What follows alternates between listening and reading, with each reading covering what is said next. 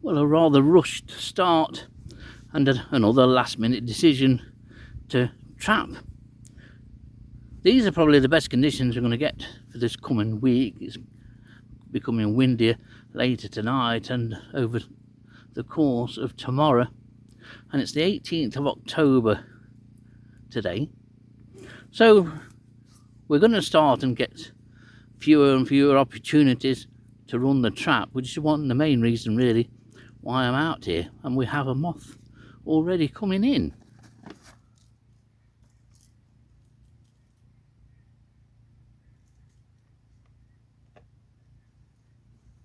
Well, two moths in.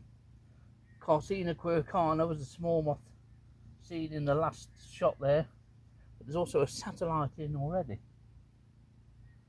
Could be promising.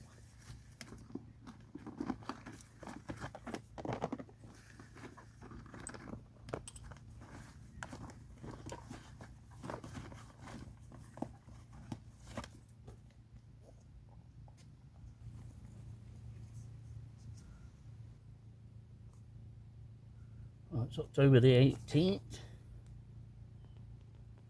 We're at Lound Wood. It's overcast and fairly mild, so everything's abbreviated. I'm not sure of the start-up temperature yet. And it was 1840 the start. And a few species already in, including Carcina quercana.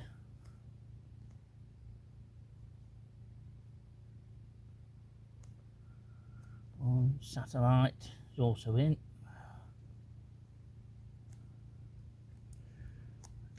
Green brindled crescent.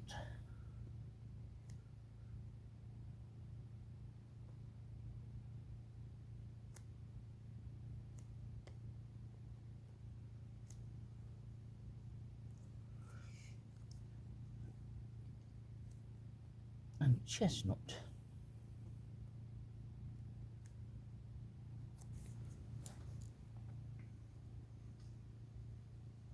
Well, the temperature's settled at 12 degrees centigrade, so that's not too bad at all really for the middle of October. I have to remember that the days or the nights of warm temperatures are long gone, and 12 centigrade is going to be positively balmy between now and sort of next June.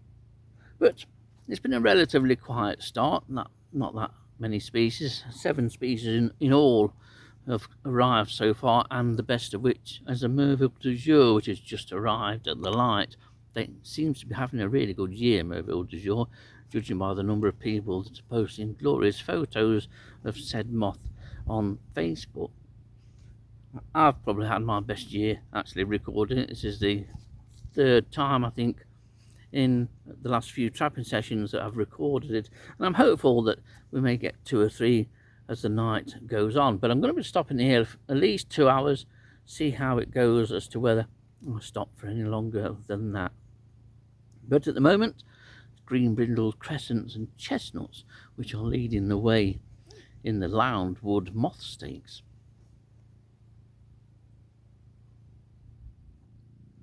While these two are happily settled on the notebook, it gives me the opportunity to show you the 2 forms of green brindled crescent. You've got the more greener form here, doesn't show up well in this light, and then you've got the darker brown form here, and this one is quite small actually for a green brindled crescent. It can be quite large, some species, and it's a species whose caterpillar you can go out and find with a beating tray in sort of any time from sort of March onwards. Very common in the beating tray if you beat hawthorn and blackthorn in spring. But there are 7 of these on the sheet, and nice to get the opportunity to show the 2 colour forms. Well, if I have to show green brindled crescent, then I have to show this beauty, showing some signs of wear, but still absolutely beautiful. This, of course, is Merveille du jour, the Merville du jour, depending on your pronunciation skills and upbringing. An absolutely beautiful moth either way. This is the cream of the crop, so to speak, of most people's autumn moth trap. An absolute beauty. The larvae feed on oak, and there's another one that's just come in. The species, as I mentioned, seems to be having a very, very good year. I'm certainly having my best year recording this moth. An absolute stonker, if ever there was one. Well, here's a surprise, and just a quick bit of filming, because this is an immaculate scarce bordered straw which is just dropped in. This is the smartest one I've ever trapped, and totally unexpected. Hoped for, but unexpected. Very, very nice. It's quite a dull moth, but often not very well marked at all. This one is. So this one will be going back to have its photo taken. Very, very unexpected this, but very welcome indeed. Take no chances.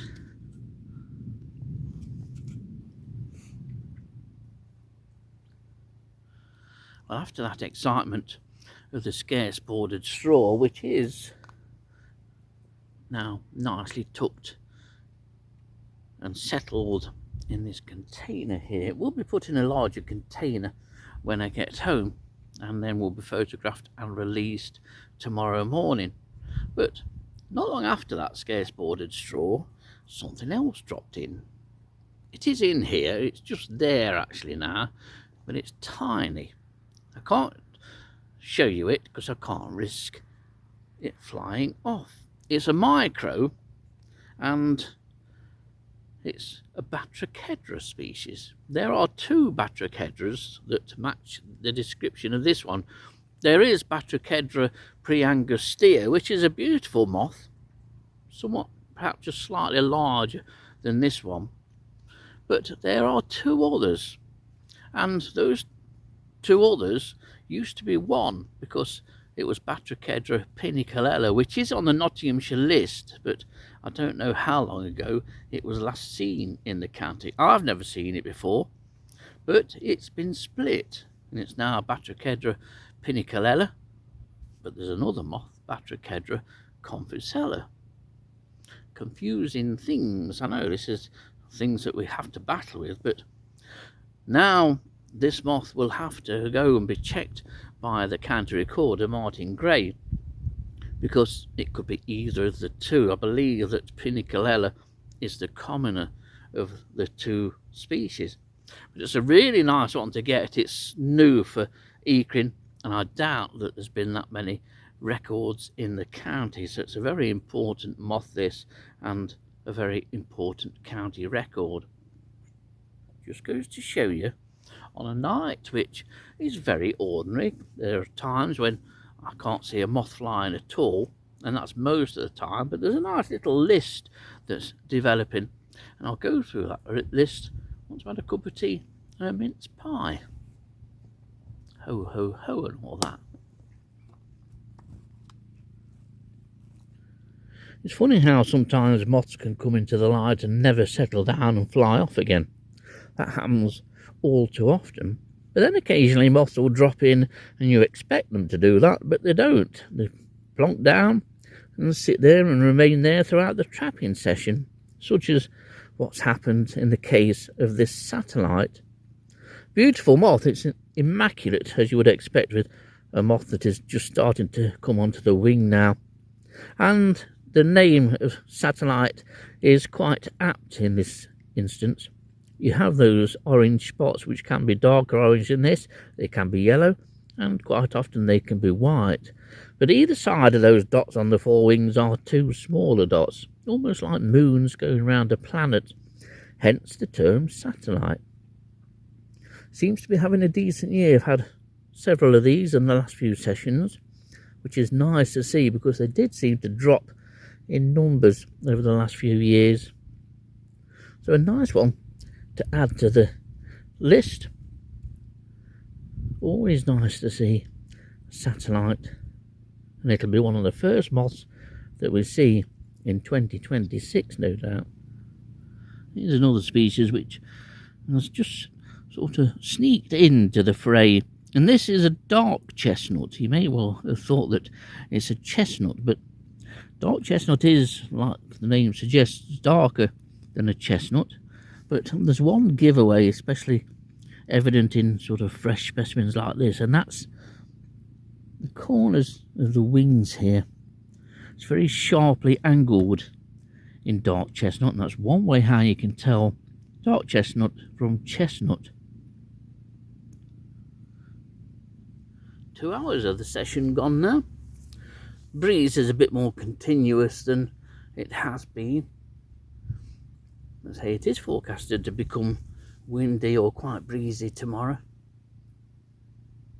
Temperature is now 10 centigrade as I sit here, so it's dropped a couple of degrees, but we're into a third hour. In view of what's come in with the scarce bordered straw, it warrants me stopping for another hour.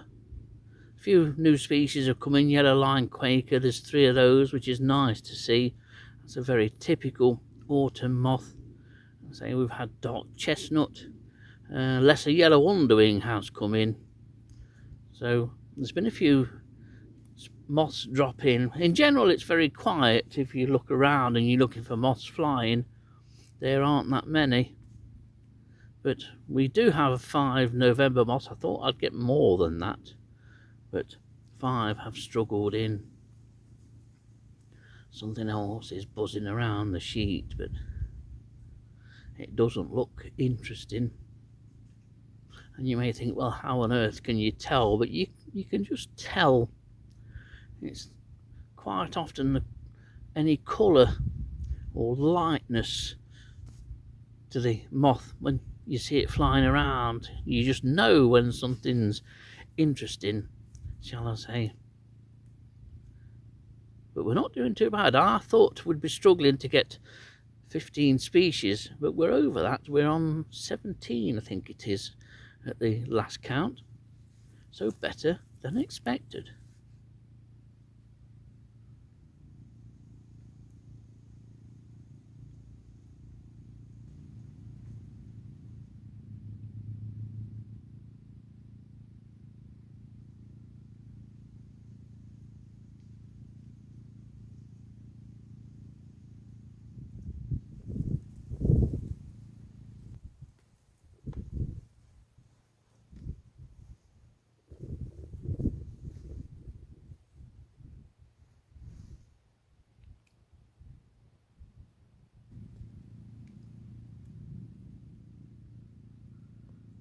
Another nice moth, and nicely coloured actually, this one. This is a red-green carpet, very variable moth. Can look very different if you get one of the greener forms with very little evidence of any red in it. Never looks as good in these conditions with mercury vapour light or any kind of artificial light, but get them in daylight, look a very different moth. Very, very attractive. And we've had about 3 of these this evening. At the moment, it remains quiet, but there are some nice moths. Well, a little while ago in the session, I potted up a small micro, rather indistinct looking. I didn't bother filming it because it's just too small to warrant filming, to be honest. And it was Blastobasis vittata. We now have 3 Blastobasis moths in Nottinghamshire. There's vittata, which is the newcomer on the block. It's only been here a couple of years. And we also have Blastobasis adustella and Blastobasis lacticolella. 3 fancy long scientific names, I know, but the reason I mention them is that all 3 species are adventives. They're moths that have arrived in the UK from foreign parts, probably through the horticultural trade, but they've arrived here, they've colonised, and they've done well over the years.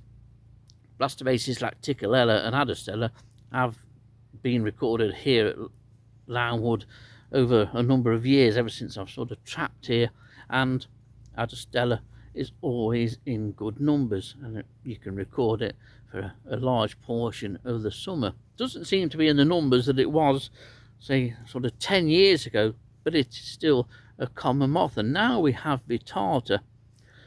Difficult to tell apart, but I believe it's possible to tell vittata from Adostella without resorting to examination of the genitalia. So that's a nice one to get on this evening's list, which looks as though we've hit 20 species, and I never dreamt of that. I'm going to give it a little bit longer. Moths are still flying around and odd ones are dropping in, but the temperature is 10, and we'll see what comes up in these last few minutes. I've got some dregs left in the flask. I've got a mince pie left as well, I think, so I think it'll be a celebratory mince pie after getting scarce bordered straw, which was the big surprise of this evening. But we've done well overall. Large yellow wandering and feathered thorn, redline quaker are the last 3 species to have arrived at the light. So, cup of tea time it is.